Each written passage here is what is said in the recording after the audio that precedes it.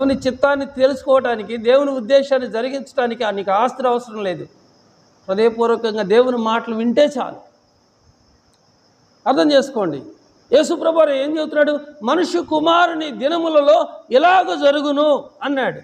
నోవాహు సువార్తను ప్రకటించిన ఎవడు దాన్ని లక్ష్య పెట్టలేదు కనుక అంతం వచ్చింది, నాశనం చేసింది. రక్షించబడినటువంటి నోవాహు పడవలో ఉన్నాడు. రక్షణ లేని వాళ్ళంతా జలప్రళయంలో మునిగి నాశనం అయిపోయారు. తర్వాత ప్రియమైన వాళ్ళరా, లోతు దినములలో జరిగినట్లు జరుగును. జనులు తినుచు, త్రాగుచు, కొనుచు, అమ్ముచు, నారు నాటుచు, ఇళ్ళు కట్టుచు ఉన్నారు. అయితే లోతు సదోమాను విడిచిపోయిన దినమున ఆకాశము నుండి అగ్ని గంధకాలు కురిసి వారందరినీ నాశనము చేసెను. ఆ ప్రకారమే మనుష్యుడు ప్రత్యక్షమైనప్పుడు ఇలాగ జరుగును. ఆగం. ఇప్పుడు నోవాహు గురించి విన్నాం. వెంటనే లోతు గురించి కూడా యేసయ్య మాట్లాడుతున్నాడు. పేతురు అంటాడు, నీతిమంతుడైన లోతు అన్నాడు. లోతు అబ్రహాముతో ఉన్నంత వరకు విశ్వాస విషయంలో చాలా బలవంతుడిగా ఉన్నాడు. దేవుడిచ్చిన ప్రతి ఆశీర్వాదం అబ్రహాముతో ఈయన కూడా పొందుకున్నాడు. అబ్రహాముకి లోతుకి కలహం వచ్చిన తర్వాత అబ్రహామును విడిచి లోతు సదోమ గోమర్రా పట్టణానికి వెళ్ళి తన కలిగిన సమస్తాన్ని తీసుకుని వెళ్ళి ఆ సదోమ గోమర్రా పట్టణంలో డేరా వేసుకున్నాడు, గృహం కట్టుకున్నాడు. ప్రియులారా, అది చూడటానికి ఎలా ఉందంటే యెహోవా తోట వలె, ఏదేను తోటలాగా, నీరు పారే ప్రదేశంలాగా, పచ్చని తోటలాగా, మంచి సారవంతమైన నేలలాగా ఆ లోతు కనిపించింది. ఆ లోతు కనిపించినప్పుడు ఆ మాయలో, ఆ భ్రమలో పడ్డాడు. దూరం నుంచి చూస్తే ఆ కొండలు కూడా నున్నగా ఉంటాయట. దగ్గరికి వెళ్ళి చూస్తే కనుక దాని బతికి బయటపడింది. అలాగే సదోమ గోమర్రాలోకి వెళ్ళిన తర్వాత అక్కడ ఏం జరుగుతుందో తెలుసా ప్రియమైన వాళ్ళరా? చెప్పకూడని పాపం జరుగుతుంది. వాయి వరస లేని జనం అయిపోయారు. స్త్రీ అని లేదు, పురుషుడని లేదు, పశువని లేదు.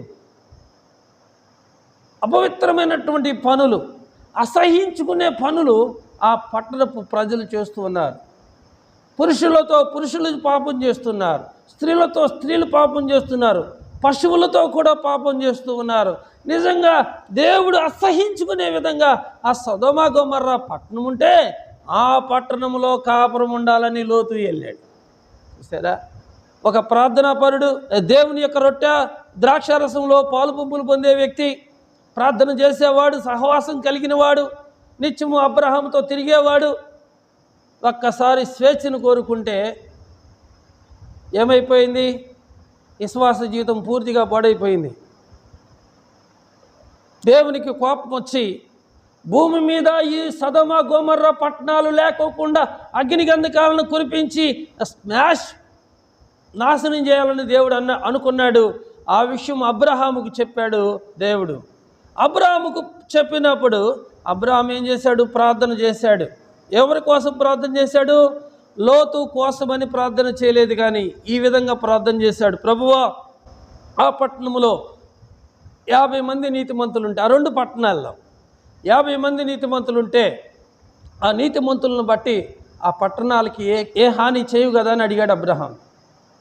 దేవుడు అన్నాడు, అబ్రహమా, నిజంగా ఆ 2 పట్టణాల్లో నాకు 50 మంది నీతిమంతులు కనుక కనబడితే ఆ 2 పట్టణాలకి ఏ హాని చేయను, ఏ కీడు చేయను అన్నాడు. 2 పట్టణాలంటే లక్షల మంది ప్రజలు ఉంటారు. ఇప్పుడు గుంటూరు ఒక పట్టణం, ఒంగోలు ఒక పట్టణం, అవునా కదా? 2 పట్టణాల్లో ఎన్ని లక్షల మంది ఉంటారు? వాళ్ళల్లో 50 మంది ఉండరా? 50 మంది ఉండరా అనుకొని ఆ పట్టణాల్లో ఒకవేళ 50 మంది నీతిమంతులు ఉంటే ఆ నీతిమంతులను బట్టి ఆ 2 పట్టణాలకి ఏ కీడు చేయకుండా నువ్వు ఉంటావా అని దేవుడిని అడిగాడు అబ్రహాం. అబ్రహాంతో దేవుడు ఏమన్నాడు తెలుసా? నాకు కనుక 50 మంది నీతిమంతులు ఉంటే ఆ 2 పట్టణాలకి ఏ హాని చేయను అన్నాడు. మళ్ళీ కాసేపు ఆలోచించుకున్నాడు, మళ్ళీ ప్రార్థన చేస్తున్నాడు. ఒకవేళ ప్రభువా ఆ 50 మందిలో 5గురు తగ్గితే 45 మంది ఉంటే కాపాడుతావా అన్నాడు. సరే, 45 మంది నీతిమంతులు ఉన్నా కాపాడుతానన్నాడు. మళ్ళీ అన్నాడు, 40 మంది ఉంటే కాపాడుతావా అన్నాడు. కాపాడుతానండి. 30 మంది ఉంటే కాపాడుతావా? కాపాడుతానన్నాడు. 20 మంది ఉంటే కాపాడుతావా? 20 మంది ఉన్నా కూడా ఆ 2 పట్టణాలకి ఏ హాని చేయను అన్నాడు. ఇప్పుడు అన్నాడు, దుమ్మిని, ధూళిని, బూడిదని నీ ఎదుట నేను ఏం మాట్లాడగలుగుతానయ్యా? ఒకవేళ ఆ పట్టణంలో 10 మంది, ఆ 2 పట్టణాల్లో 10 మంది నీతిమంతులు ఉంటే కాపాడుతావంటే, ఆ 2 పట్టణాల్లో 10 మంది నీతిమంతులున్నా నేను కాపాడుతాను. ఇంత ప్రార్థన ఎవరి కోసం చేస్తున్నాడు ఆయన అంటే లోతు కోసం చేస్తున్నాడు. ఎవరు లోతు అంటే ఆయన తమ్ముడు కుమారుడు. లోతు నశించిపోవటం అబ్రాహాముకి ఇష్టం లేదు కనుక వాడు నన్ను తిట్టాడుగా, వాడు నాతో గొడవ పెట్టుకున్నాడుగా, వాడు ఆస్తి పంచుకొని వెళ్ళాడుగా, వాడు అలాగే వాడు నాశనం అయిపోవాలి. అన్నందుకైనా సరే జరిగింది. నువ్వు ప్రార్థన చేస్తే ఆడికి చచ్చిపోవాలా? అదే విశ్వాసం, దెయ్యం విశ్వాసం. నన్నన్నందుకు వాళ్ళకి జరిగింది. చూసావా? నిన్నంతే జరిగిందా? ఆ కోపం నీకెళ్ళి తిప్పాడు అనుకుంటా దేవుడు, ఇక నువ్వు పనికిరావు. శత్రువు ఆకలి కొన్నా భోజనం పెట్టాలి, దాహం కొన్నా దాహం ఇవ్వాలి. శత్రువు బాధలో ఉంటే నువ్వు సంతోషపడకూడదు, సహాయం చేయి. అంతేగాని నన్ను అన్నందుకు వాళ్ళు ఎలా నువ్వే నిన్ను అన్నందుకు జరిగిందట్టగా. ఎట్టి పరిస్థితుల్లో కూడా ఎదుటోడు బాధపడుతుంటే మీరు సంతోషించబాకండి. సంతోషిస్తే దేవుని కోపం మీ మీద తిరిగిద్ది. అసలు బాధపడాలి, జాలిపడాలి, ప్రార్థన చేయాలి. అబ్రహాముతో ఎంత గొడవ పెట్టుకొని వెళ్ళాడు లోతు. కానీ లోతు గురించి అబ్రహాం ప్రార్థన చేశాడా లేదా? దేవుని మనసు నీకుందా లేదా? దేవుని మనసు నీకున్నప్పుడు నువ్వు కీడుని ఎందుకు కోరుకుంటున్నావు? అసలు ఎదుటి నష్టాన్ని ఎందుకు కోరుకుంటున్నావు నువ్వు? మీరు అట్ట అయిపోవాలి, ఇట్ట అయిపోవాలి, మీ పిల్లలు ఎలాగైపోవాలి, మాంది అయ్యేది నువ్వు అంటే అవుతారే అని చెబుతున్నా. ఎప్పుడు కూడా ఎదుటివాడిని దీవించు, దేవుడు దీవిస్తాడు నిన్ను. ఎదుటివాడిని శపిస్తే నువ్వు కూడా శపించబడతావు, ఖచ్చితంగా శపించబడతావు. నువ్వు ఎదుటివాళ్ళని శపించడానికి కాదు, దీవించడానికి దేవుడు నిన్ను పిలిచింది. నువ్వు దీవించు, ఎట్టి పరిస్థితుల్లో శపించొద్దు. అబ్రహాం ప్రార్థన చేశాడు లోతు కోసం. సరే, దేవుడు ఆ 2 పట్టణాలు చూస్తే 10 మంది నీతిమంతులు కూడా లేరు. ఇప్పుడు ఏం చేయాలి? మొత్తాన్ని తగలబెట్టాలిగా. 10 మంది నీతిమంతులు లేరు. అక్కడ ఎవరున్నారు? లోతు భార్య, లోతుకి 2 కూతుర్లు. వాళ్ళు ఎంతమంది? ఆ 2 కూతుర్లు కూడా పెళ్లి సంబంధాలు కుదుర్చుకున్నాడు. అల్లుళ్ళను చూసుకున్నాడు, పెళ్లి చేయడం కోసం అల్లుళ్ళను చూసుకున్నాడు. అప్పుడు ఎంతమంది? ఈ 6గురిని కాపాడాలి కదా. లోతు భార్య, లోతు కుమార్తెలు, చూసిన అల్లుళ్ళు, మొత్తం ఆ ఫ్యామిలీలో 6గురు ఉన్నారు. ఇప్పుడు 10 మంది కూడా లేరు, తగలబెట్టచ్చు. కానీ ఈ 6గురిని కాపాడటానికి దేవుడు 2 దేవదూతలను పంపించాడట సొదొమ గొమొర్రా పట్టణానికి. ఆ 2 దేవదూతలు సొదొమ గొమొర్రాకు వచ్చినప్పుడు లోతు వాళ్ళని చూసి సాష్టాంగపడి నమస్కారం చేసి, అయ్యా మా ఇంటికి రండి, మా ఇంట్లో భోజనం చేయండి, మీరు ఉదయాన్నే వెళ్ళొచ్చు అంటే, లేదు, మేము ఈ ప్రాంతాన్ని నాశనం చేయడానికి వచ్చాం. అర్థమవుతుందా? నిన్ను కాపాడటానికి, నీకు కలిగిన వారిని రక్షించడానికి మేము వచ్చాం కనుక ఇక్కడ నీకు ఎవరైనా ఉన్నారేమో వాళ్ళందరినీ కూడా బయటికి తీసురా, మేము ఈ 2 పట్టణాలను తగలబెట్టడానికి వచ్చామని ఆ దేవదూతలు చెప్పినప్పుడు ముందుగా ఎక్కడికి వెళ్ళాడంటే అల్లుళ్ళ దగ్గరికి వెళ్ళాడట. అల్లుళ్ళారా రండి, ఈ పట్టణాలు 2 పట్టణాలు దేవుడు తగలబెడుతున్నాడు, మనం తగలబడిపోతాం, రండయ్యా మనం ఈ పట్టణాన్ని వదిలిపెట్టి వెళ్ళిపోదామంటే అల్లుళ్ళు అంటే ఎగతాళి చేశారంట. మామని అపహాస్యం చేశారు, ఎగతాళి చేశారు, గేలి చేశారు. అల్లుళ్ళు ఎట్టి పరిస్థితుల్లో మేము రామని చెప్పారు. సరే, ఆ రాత్రి లోతు ఇంటికి వెళ్ళారు 2 దేవదూతలు. లోతు వారికి భోజనం పెడుతూ ఉంటే చిన్నలు మొదలుకొని పెద్దల వరకు, స్త్రీలేంటి, పురుషులేంటి, వృద్ధులేంటి, లోతు ఇంటి చుట్టూరు గుమ్ముకున్నారంట. ఎందుకంటే నీ ఇంటికి వచ్చినటువంటి ఆ మనుషులను బయటికి తీసుకురా, మేము వాళ్ళతో పాపం చేయాలి. ఎవరితో చేస్తారంటే వాళ్ళు పాపం? అంత కళ్ళకి బాగా పొరలుగా అమ్మినాయి అన్నమాట. దేవుని చేత ఏర్పాటు చేయబడిన బిడ్డలను కూడా పాపపు ఆలోచనలతో చూడటం, పాపపు మాటలు, ద్వంద్వంగా మాట్లాడటం. నిజంగా ఆ రోజు సొదొమ గొమొర్రా పట్టణం ప్రజలు దేవదూతలతో పాపం చేయాలనుకున్నారట. ఇద్దరు ఆలోచన, దేవదూతలతో పాపం చేయాలనుకున్నారు వాళ్ళు. వీళ్ళు కూడా అదే ఆలోచన చేస్తున్నారు. ఏం మారింది? అప్పుడు ఎలాగుందో ఇప్పుడు కూడా అలాగే ఉంది. మనము అందంగా తయారయ్యి వాక్యం చెప్పాల్సిన అవసరం అయితే లేదు. చాలామంది వాక్యం చెబుతున్నారే కానీ అలంకరణ కూడా అంత సరిగా ఉండదు. కాబట్టి వారి అలంకరణ చొప్పునే మనుషులందరూ మాట్లాడుతున్నారు అన్నమాట. నువ్వు దేవుని బిడ్డకు తగినట్లుగా నువ్వు నడుచుకుంటే నిన్ను ఎవరైనా అలా చూడరు కదా. మరియు స్త్రీలను అనుకోవగలిగి స్వస్థ బుద్ధి కలిగిన వారిగా ఉండి తగుమాత్రము వస్త్రాలను కట్టుకోండి. మీ ఒంటికి తగినట్లుగా బట్టలు కట్టుకోండి. దేవుని బిడ్డలకు తగినట్లుగా మనం నడుచుకోవాలి. మనం చూసినప్పుడు వందనాలు చెప్పాలి. ఎవరైనా సరే, అన్నయ్య వందనాలు, అన్నయ్య, అక్క వందనాలు, అక్క, మన రూపం చెప్పాలి. ఇక్కడ ఏముంది? ఎక్కువయ్యు స్వస్థబుద్ధి కలిగిన వారై ఉండి తగుమాత్రపు వస్త్రముల చేతనే కానీ జడలతోనైనను బంగారంతోనైనను ముత్యములతోనైనను మిగులు వెలగల వస్త్రములతోనైనను అలంకరించుకోవద్దు. బంగారాలు మిగులు విలువైన వస్త్రాలు ధరించుకొనక దైవ భక్తి గలవారమని చెప్పుకొను స్త్రీలకు తగినట్లుగా సత్క్రియల చేత తమ్మును తాము అలంకరించుకున్న వాళ్ళను. సత్క్రియలు అంటే మంచి మంచి పనులు చేయాలన్నమాట. సంఘంలో పేదలైన వాళ్ళకి సహాయం చేయాలి. సంఘంలో ఎవరికైనా కష్టం వస్తే వారి కోసం ప్రార్థన చేయాలి. ఎవరైనా బలహీనపడితే, ధైర్యం కోల్పోతే వారిని కూడా మనం ధైర్యపరుస్తూ ఉండాలి. ఎందుకంటే దైవ భక్తి కలిగిన స్త్రీలకు తగినట్లుగా సత్క్రియల చేత మిమ్మల్ని మీరు అలంకరించుకోవాలి. మంచి బంగారం పెట్టుకుని వస్తావు చర్చికి, బంగారం లేనివాడు చూపు అంతా నీ మీదే ఉంటుంది. నాకు లేదే బంగారం అని. మీరు స్కూలులో పిల్లలను చూసారా? యూనిఫామ్ కుట్టిస్తారు అందరికీ. ధనవంతుడని లేదు, పేదోడని లేదు, ఏ కులపోడని కూడా లేదు. పిల్లలందరికీ ఒకే డ్రెస్ వేస్తారు. ఎందుకు? చిన్నపిల్లల మనసులు చెడగొట్టకూడదు కాబట్టి అందరికీ ఒకే రకమైన యూనిఫామ్ ఉండాలి. అలాగే దేవుని బిడ్డలకు కూడా ఖరీదైన బట్టలు కట్టుకొని నువ్వు దేవుని సన్నిధికి వస్తే అందరూ చూపు నీ వైపు ఉంటుంది కానీ దేవుని వాక్యం వైపు ఉండదు. తగిన బట్టలు కట్టుకోవాలి. మన ఒంటికి తగిన బట్టలు కట్టుకోవాలి. అవునా కదా? చెప్పండి. ఎలా రెడీ అవుతామో జనం చూపు కూడా అలా కాదని చెప్పండి. మీరు మనం అవకాశం అవతల వాళ్ళకి ఇస్తున్నావు. నీకు తెలియకుండానే నువ్వు అవతల వాళ్ళకి నీ అవకాశం, నీ విమర్శించే అవకాశం ఇస్తున్నావు. అది ఇవ్వద్దని చెబుతున్నాండి.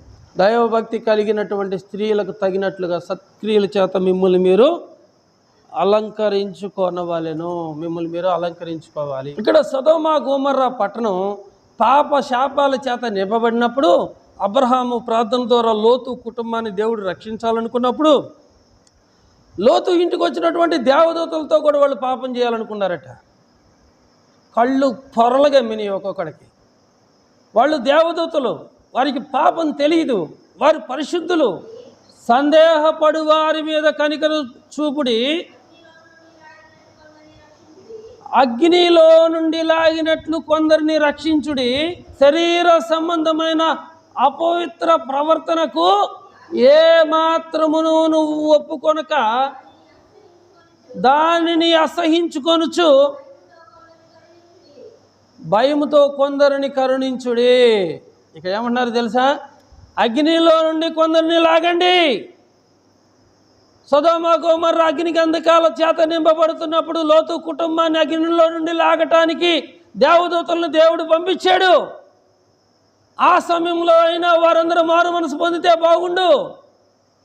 వారు మారు మనసు పొందుకోకుండా చేసిన పాపాలకి ఇంకా కొన్ని పాపాలు చేస్తూ దేవదూతలతో కూడా వారు పాపం చేయాలనుకున్నప్పుడు దేవుడు అగ్ని గంధకాలను కురిపించడా?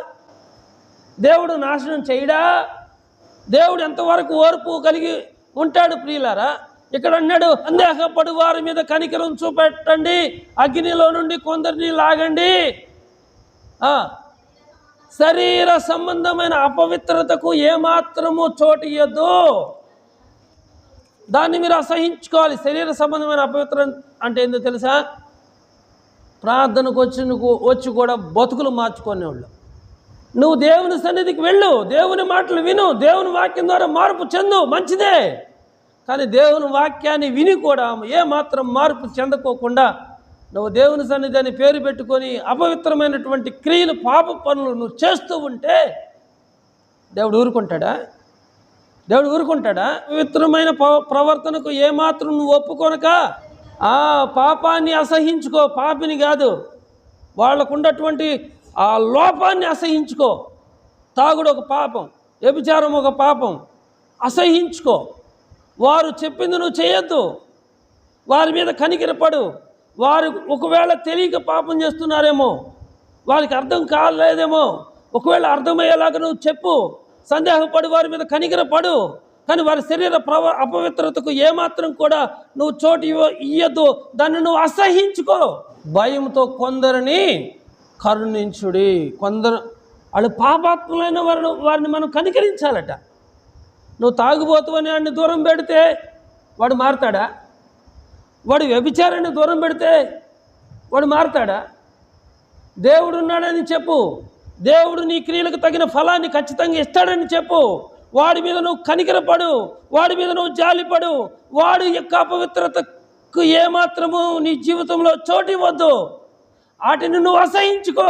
ఎవడికి అన్యాయం చేయకుండా ఉంటే చాలులేరా, దేవుడు మనల్ని దీవిస్తాడంట. ఎవరికి అన్యాయం చేయకుండా ఉంటే చాలు కదా. నీకు నువ్వే అన్యాయం చేసుకుంటున్నావుగా. మన ఇల్లు మనం తగలబెట్టుకుంటామా? చాలామంది పెట్రోల్ పోసుకొని అంటించుకున్న వాళ్ళు లేరా? ఇప్పుడు వాళ్ళని ఏమనాలి? పిచ్చోళ్ళు అనాలా, మూర్ఖులు అనాలా, శాడిస్టులు అనాలా, సైకోలు అనాలా? కొంచెం తెగితేనే రక్తం వచ్చిద్దే, కొంచెం కాలితేనే అమ్మ అంటామే. అలా చేస్తున్నారంటే దెయ్యాలు బట్టి కదా అలా చేసేది, దురాత్మలు బట్టి కదా అలా చేసేది. నీ తలలో వెంట్రుకలన్నీ దేవుడు లెక్కించాడు. ఆయన సెలవు లేకుండా ఒకటి కూడా నేల రాలదాం. నీకు సమస్యలు ఉన్నాయని దేవునికి తెలీదా? ఆ సమస్యల నుండి కూడా దేవుడు నీకు పరిష్కార మార్గం చూపిస్తాడు. కానీ ప్రతిదానికి ఒక సమయం వచ్చింది. సమస్య వచ్చినంత తేలిక పోదు. ఎన్నో నేర్పుతాడు దేవుడు నీకు ఈ సమస్యల్లో. ఎవరి బుద్ధులు ఎలా ఉంటాయో నేర్పుతూ ఉంటాడు. నువ్వు నేర్చుకునే తట్టుకుండాలి. ఇప్పుడు ప్రస్తుతానికి నువ్వు నేర్చుకోవాలంతే. సో ఇక టోటల్గా నేను చెప్పాలంటే, దేవదూతలతో కూడా వాళ్ళు పాపం చేయాలనుకున్నప్పుడు, నాకు వయసు ఎదిగిన పిల్లలు 2 ఉన్నారయ్యా, వాళ్ళిద్దరిని మీకు ఇచ్చేస్తా, మీకు నచ్చినట్టు చేయండి, కానీ నా ఇంటికి వచ్చిన మనుషులను అపవిత్రపరచబద్దాయి, అవమానపరచొద్దాయి అంటే, ఎవడరా నువ్వు, ఎక్కడోడు, ఏ ఊరు నుంచి వచ్చేవరా నువ్వు, మా మధ్యలో తీరపరిగా నువ్వు ఉంటావా? మాకు మంచి చెడ్డలు చెప్పడానికి హూ ఆర్ యూ మ్యాన్ అని అడిగారు. అర్థమవుతుందా? ఏ ఊరురా నీది? మా మధ్యలోకి వచ్చి మాకు మంచి చెడ్డలు చెబుతావేంటి అనరా? నా ఇంటికి వచ్చిన మనుషుల్ని, నా ఇంటి నీడకు వచ్చిన మనుషులను అవమానపరచబాకండి అయ్యా. అంతకైతే నా 2 కుమార్తెలను ఇస్తాను, మీకు నచ్చింది చేయండి అయ్యా అంటే, పగబో అన్నాడు. అంతలోకి దేవదూతలు బయటకు వచ్చేసేతలకి వాళ్ళందరికీ గుడ్డితనం వాళ్ళ కళ్ళుకి గుడ్డితనం వచ్చేసిందట. ఆ గుడ్డితనంతో కూడా వాళ్ళకు ఎదుగుతున్నారంటే ఎక్కడ వాళ్ళ ఇల్లు అని. అందరికీ గుడ్డితనం వచ్చేసింది. కళ్ళు కనబట్ల, చీకట్లు కమ్మినాయి, గాఢాంధకారం కమ్మినా కానీ ఆ గాఢాంధకారంలో కూడా వీళ్ళు పాపం చేయాలని ఎదుగుతున్నారంట. ఇంక వీళ్ళు ఏం మారుతారు? దెబ్బ మీద దెబ్బ తగిలినా, ఎన్నిసార్లు దెబ్బలు తగిలినా మారు. వాళ్ళకు గుడ్డితనం కలిగింది కదా, ఇంకెందుకని ఎక్కడోళ్ళు అక్కడ సతికిల పడలా. లోతు ఇల్లు ఆడుందని ఎదుగుతున్నారు. ఆ లోతు ఇంటికి వచ్చిన దేవదూతలతో పాపం చేయాలనుకున్నాడు. సరే అన్నాడు, అదే నీకు కలిగిన వాళ్ళు ఎవరైనా ఉంటే చూడు. అల్లుళ్ళు ఎగతాళి చేశారు. సరే, నీవు, నీ భార్య, నీ కుమార్తెలు వెనక్కి తిరక్కోకుండా పరిగెత్తండి. ఏం చెప్పాడు? వెనక్కి తిరగకుండా పరిగెత్తండి. మీరు పరిగెత్తిందాక, మీరు వెళ్ళిందాక నేనేం చేయలేను అన్నాడు దేవదూతలు. మేమేం చేయలేమన్నారు. అయ్యా అదిగో దగ్గరలో ఉన్నటువంటి కనిపించని కానానికి కాదు, ఆ సోయారికి వెళ్తామయ్యా, సోయారి దగ్గర ఉంది, ఆ సోయారికి వెళ్తాం. సరే, సోయారికి వెళ్ళిందాక నేను అగ్నికి అంధకాలను కురిపించను, కానీ మీరు వెనక్కి తిరిగి చూడొద్దని అంటే, లోతు పిల్లలు, లోతు భార్య పరిగెత్తుతున్నారు. ప్రియులారా, మొత్తం గొర్రెల్ని, మేకల్ని, ఎండిని, బంగారాన్ని, వస్తువులు, సామాగ్రి మొత్తం కూడా విడిచిపెట్టుకొని పరిగెత్తుతున్నారు. ఎందుకు? అందరి ప్రాణాలు పోతున్నాయి, వీళ్ళ ప్రాణాలు గుప్పిట్లో పెట్టుకొని పరిగెత్తుతున్నారు. ఈరోజు నువ్వు దేవుని విడిచిపెట్టి ఎన్ని సంపాదించుకున్నా, నిజంగా దేవుడు నిన్ను తీసుకున్నప్పుడు ఏది నీ ఎమ్మట రాదు. వాళ్ళు ప్రాణాలు గుప్పిట్లో పెట్టుకొని, అదే బతికితే చాలురా బాబు, ఈ ఆస్తులు ఎందుకు, ఎంత ఆస్తులు ఎందుకని వారు పరుగుని వెళ్తూ ఉన్నారు. వెనక చూడొద్దని చెబితే లోతు భార్య వెనక చూసి ఏమైందమ్మా? వెనక చూస్తే ఏమైంది? దేవునికి బదులు శాపం వచ్చింది. మీరు దేవుని సన్నిధికి వచ్చి మళ్ళీ వెనక ఎందుకు ఆడుతున్నారు? ఏం సంపాదించుకోవడానికి వెనకడుతున్నారు? నువ్వు సంపాదించి ఎలా వెళ్ళాడు తెలుసా? గొప్ప ధనవంతుడికి వెళ్ళాడు లోతు. ఏమీ లేనోడిగా పిచ్చి బెకారోళ్ళలాగా పరిగెత్తు వస్తున్నాడు, ప్రాణాలు గుప్పెట్లో పెట్టుకొని పిచ్చోళ్ళలాగా పరిగెత్తున్నాడు. నువ్వు కూడా అంతే, నేను కూడా అంతే. దేవుడిని విడిచిపెట్టి ఈ లోకంలో ఏదన్నా సంపాదించుకోవాలని మీరు అనుకుంటున్నారేమో. జాగ్రత్త, దేవుడు ఉంటేనే అన్నీ ఉంటాయి, దేవుడు లేకపోతే ఏమీ ఉండవు.